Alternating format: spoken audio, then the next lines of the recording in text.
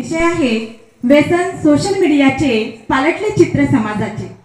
त्याआधी या विषयावर बोलत असताना आज समाजामध्ये प्रकर्षाने वापरली जाणारी सोशल माध्यमे त्यांचं नाव मी तुम्हाला सांगू इच्छिते, ते म्हणजे फेसबुक, व्हॉट्सअप, इंस्टाग्राम, यूट्यूब आणि ट्विटर यांचा खूप मोठ्या प्रमाणामध्ये समाजात वापर होत आहे।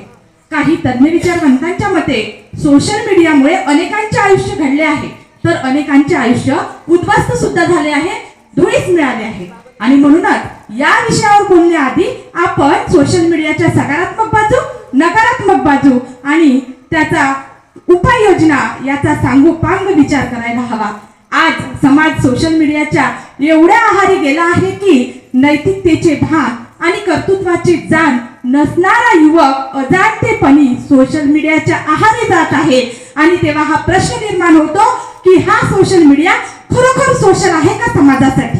आणि म्हणूनच कालची स्त्री ही मर्यादित होती, तरीही मुलांना डॉक्टर, इंजिनियर, वकील बनवतच होती। आजची स्त्री ही कर्तबगार झाली, परंतु कालच्या तुलनेने आजची मुलं फेसबुक, यूट्यूबवर किंवा इंस्टावर रील काढताना आपल्याला दिसत आहे।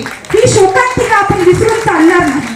आणि एवढेच काय, तर सोशल मीडिया म्हणजे आभासी जग, त्याच्यात आपण जगत आहोत, म्हणजेच आपण वास्तविकतेला विसरत आहोत। एक युवक यूट्यूबवर किंवा फेसबुकवर अशी कमेंट करतो की पराविया नारी रखमाई समान, तोच युवक जेव्हा रस्त्याने जाताना एखादी युवती पाहते तेव्हा त्याची दृष्टी लांछनास्पद असते।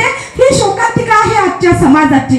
असे असले तरी सोशल मीडिया हे एक माध्यम आहे आणि माध्यम कधीही चुकीचे होऊ शकत नाही। इथे नोकरी मिळू शकते, छोकरी मिळू शकते, एखादा गायक होऊ शकते, एखादा नायक होऊ शकते, पण कुठलीही गोष्ट ही मर्यादित असायला हवी। अति कामते कोणतेही नसावे, प्रमाणामध्ये सर्व काही असावे। जय हिंद, जय भारत।